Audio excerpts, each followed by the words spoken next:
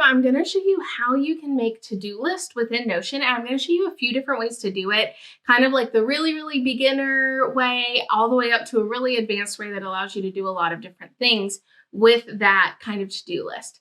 Now, if you're someone who gets really overwhelmed about Notion, I do want to let you know that I have Notion templates available. I will leave a link in the description below for you to be able to access that template. And I even have Notion Task and Project Manager for graduate students specifically available as well. So if you're interested in that, you get overwhelmed, you don't want to build out your whole dashboard yourself, I have already built out some for you. So to get started with this, I'm going to come to just an empty page within Notion, and I'm going to call this my to-do list. And then I can just go to an empty page.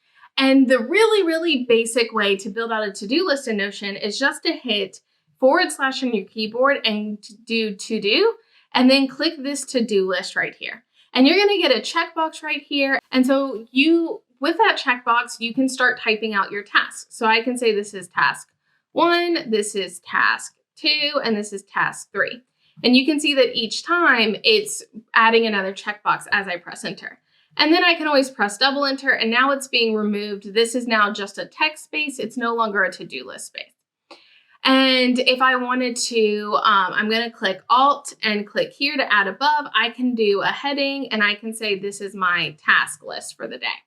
Now what I can do is whenever I'm completing my task, I can click it, and it's going to check it and gray it out and strike through that task, saying that that task's been completed.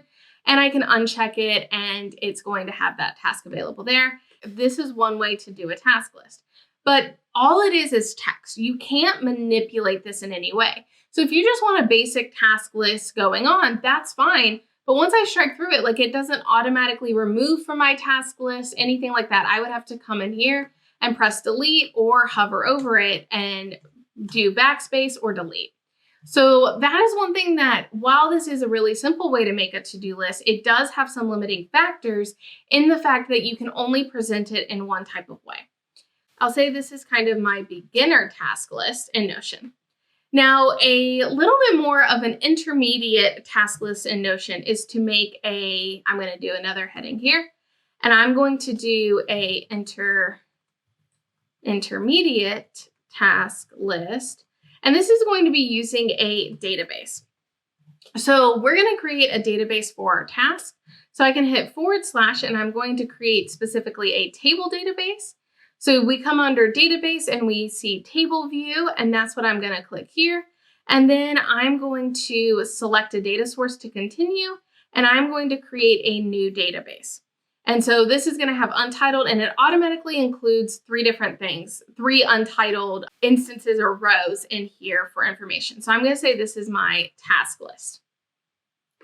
So what we can do in here is we can rename this to task.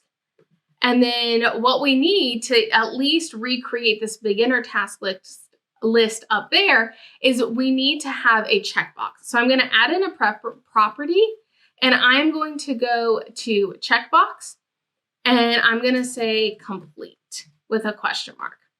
So now we have complete with the checkbox, and I can move it in front and kind of make it really small.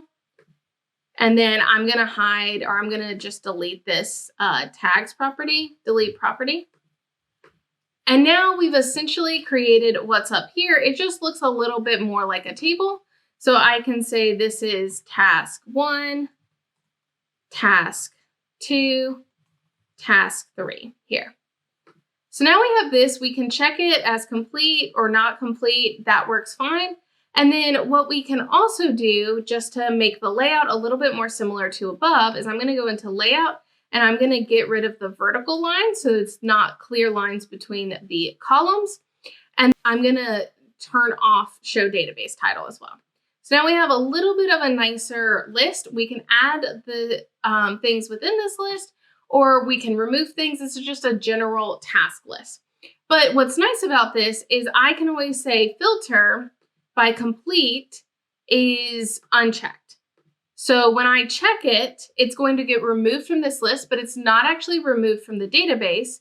If I turn off this filter, you can see it comes back in here. So that's one thing that is beneficial to using a database over just using the to-do type block, is you have the ability to do things like this. Now, what we're going to do is do an advanced. We'll do a heading here, and we'll do an advanced task list or to-do list. And this is also going to be a database type view, and we're going to actually use the same database as before. So I'm going to put in a table view here. We're going to link it to that same task list. So this is just a copy now.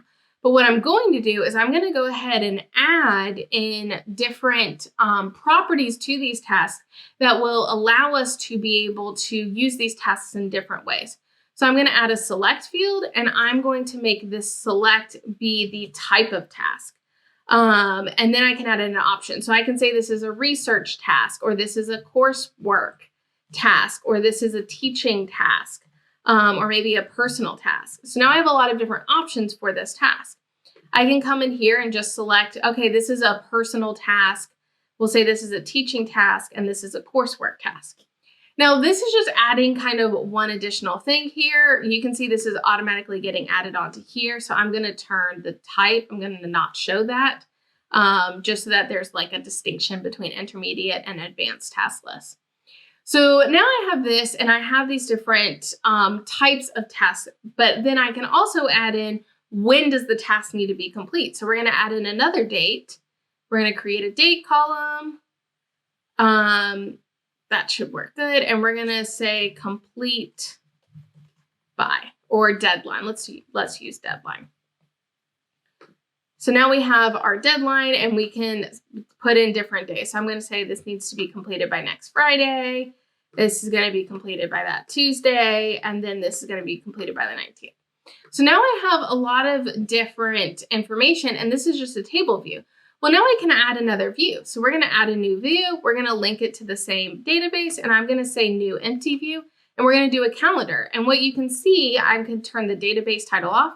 I'm going to say show calendar by deadline. So now it's going to show me what tasks are each of those days, and you can show the calendar as a month or a week.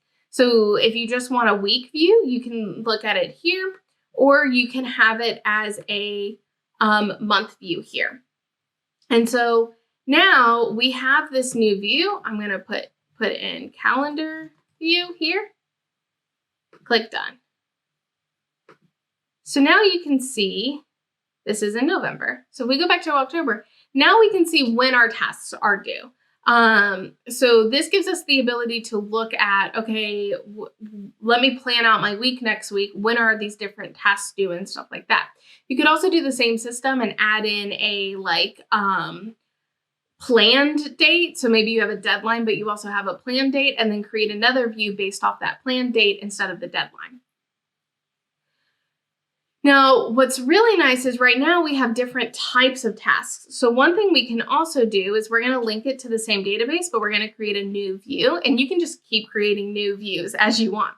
We're not going to show the database title. So now we just have a list view.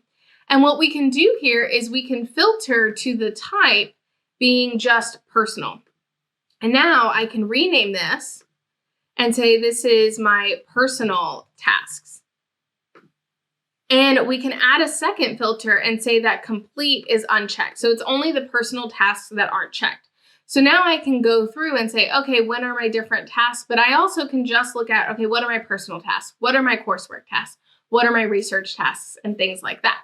And so this is really where you're getting into the advancedness of Notion and being able to create a lot of different views to be able to do this. Now, I've basically done this and more and linked it to projects and everything else within my task and project management. There is an automatically populating daily to-do list where you plan your task, and then every day you can just go to your dashboard and see the different tasks in there. So if you're interested in that, check out the link in the description below. And while there are a lot more things that you can do within Notion, these are kind of the simple aspects of it. To do a task list or a to-do list, you can start with just using the to-do list function. In the intermediate, you can create it as a table and have that checkbox there with a task. This just allows it to be able to filter, and it can fall off and on your list really easily, and just allows you to keep everything more organized. And then if you have a lot of different tasks, or if you have a lot of different things that are going on, this system would allow you to be able to create multiple different views of the same thing, separating it by task, planning the deadline dates instead of only having a list of things to do. And then you can always add in more filters or other things to be able to make it even more useful, or being able to see it in a lot of different ways really quickly. I hope this helped you on your journey in Notion. I'll leave more videos up here about how to use Notion as a graduate student or academic, and I hope to see you in the next video.